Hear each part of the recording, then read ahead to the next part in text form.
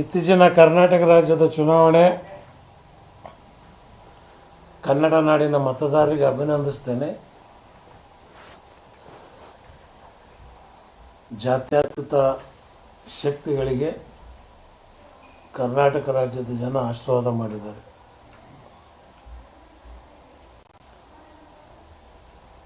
ಸನ್ಮಾನ್ಯ ಕುಮಾರಸ್ವಾಮಿ ಅವರು ನನ್ನ ಅಧ್ಯಕ್ಷಗಿರಿ ತೆಗೆದಾಗಲೇ ಹೇಳಿದ್ದೆ, ನನ್ನನ್ನು ಬಿಟ್ಟು ನೀವು ಚನ್ನಪಟ್ಟಣ ಚುನಾವಣೆ ಮಾಡಿ ಅಂತ. ನಾನಿದ್ದಾಗ ಈ ಕುಮಾರಸ್ವಾಮಿಗೆ 22,000ದಿಂದ ಗೆಲ್ಲಿಸಿದ್ದೆ. ಈಗ 25,000ದಿಂದ ಸೋತರು. ಪಾಪ ಅವರೇನು ಸ್ಟೇಟ್ಮೆಂಟ್ ಕೊಟ್ಟಿಲ್ಲ, ಮಗನ ಕೈಯೆಲ್ಲ ಕೊಡ್ಸವ್ರೆ. ಒಂದು ಸಮುದಾಯದವ್ರು ಕೊಟ್ಟಿಲ್ಲ. ಅಪ್ಪ ನಿಖಿಲ, ಎಷ್ಟಿದಾರಪ್ಪ ಅಲ್ಲಿ ಅಲ್ಪಸಂಖ್ಯಾತರು? 25,000 ಓಟ್ ಆಗ್ಯಾವೆ.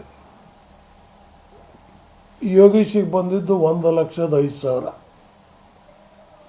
ಇನ್ನು 80,000 ಮತ ಯಾರ್ದಲಪ್ಪ? ಅದರಲ್ಲಿ ಒಕ್ಕಲಿಗರ ಮತ ಇಲ್ವಾ?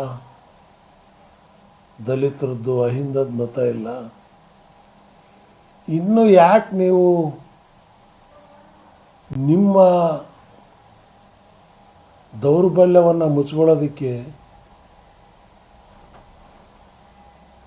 ಮುಸಲ್ಮಾನರನ್ನ ಯಾಕೆ ಬಲಿ ಪಶು ಮಾಡಕ್ಕೆ ಹೊಂಟಿರಿ? ನಿಮ್ಮಪ್ಪ ಚೆನ್ನಾಗಿದ್ದಾಗ ಓಟ್ ಕೊಟ್ಟಿಲ್ವಾ? ಮಗ ನಿಖಿಲ, ನಿಮ್ಮ ಅಜ್ಜನಿಗೆ ರಾಮನಗರದಲ್ಲಿ 32,000 ಜನ ಸಾಬ್ರು 95ರಲ್ಲಿ ಓಟ್ ಕೊಟ್ಟಾಗ ನಿಮ್ಮ ಅಜ್ಜ ಚೀಫ್ ಮಿನಿಸ್ಟರ್ ಆದ. 18 ಸೀಟು ಪಾರ್ಲಿಮೆಂಟಿಗೆ ಗೆಲ್ಲಿಸಿದ್ರು. ನಿಮ್ಮ ಅಜ್ಜ ಪ್ರೈಮ್ ಮಿನಿಸ್ಟರ್ ಆದರು. ಮರ್ತು ಬಿಟ್ಟೇನಪ್ಪ? ನೀನಿನ್ನೂ ಹುಟ್ಟಿಲ್ಲ ಅಂದಂಗೆ ಕಾಣುತ್ತೆ. ಆವಾಗ ಬೆಳೆಯೋ ಹುಡುಗ ನೀನು. ಕರ್ನಾಟಕ ರಾಜ್ಯ ಇದು ಬಸವಣ್ಣನ ನಾಡು. ಕೆಂಪೇಗೌಡರು, ಬಾಬಾ ಸಾಹೇಬ್ ಅಂಬೇಡ್ಕರ್, ಕನಕದಾಸರು ಪರಿವರ್ತನಾಕಾರ ನಾಡಿದು. ಈ ನಾಡಿನಲ್ಲಿ ಸರ್ವರಿಗೂ ಸಮಪಾಲು, ಸರ್ವರಿಗೆ ಸಮಬಾಳು. ಇದು ಹೇಳೋರಿಗೆ ಮಾತ್ರ ರಾಜಕಾರಣದಲ್ಲಿ ಉಳಿಯೋದಕ್ಕೆ ಸಾಧ್ಯ. ನನಗೆ ಗೊತ್ತ ಮಟ್ಟಕ್ಕೆ ನಿಮ್ಮ ಅಜ್ಜನಿಗೆ ಕರ್ಕೊಂಡು ಹೋದದ್ದು, ನಿಮ್ಮ ಅಪ್ಪನಿಗೆ ಕರ್ಕೊಂಡು ಹೋದದ್ದು ಅಮಿತ್ ಶಾ ಹತ್ರ ನೀನೇ ಅಲ್ವೇನಪ್ಪ? ನನ್ನನ್ನು ಹೇಳಲಾರ್ದೆ ಕೇಳ. ನಾನು ಅಧ್ಯಕ್ಷ ಅವತ್ತು ಪಾರ್ಟಿದು. ಈಗಲೂ ನಾನೇ ಅಧ್ಯಕ್ಷ. ನಿಮ್ಮ ಅಜ್ಜ ಅಫಿಡವಿಟ್ ಹಾಕವ್ರೆ ಹೈಕೋರ್ಟ್ನಲ್ಲಿ, ಅವ್ರಿಗೆ ತೆಗೆಯಲ್ಲ ಅಂತ. ಲಾಯರ್ ಹೊಳ್ಳನ ಕೈಯಲ್ಲಿ ಹಾಕ್ಸವ್ರೆ. ಅದಿರಲಿ. ಇವತ್ತು ನಿಮಗೆ ಬೆಳೆಯೋ ಹುಡುಗ ನೀನು. ನಿನ್ನ ಪ್ರೆಸ್ ಕಾನ್ಫರೆನ್ಸ್ ನೋಡಿ ನನಗೆ ಅಯ್ಯೋ ಅನ್ನಿಸ್ತು.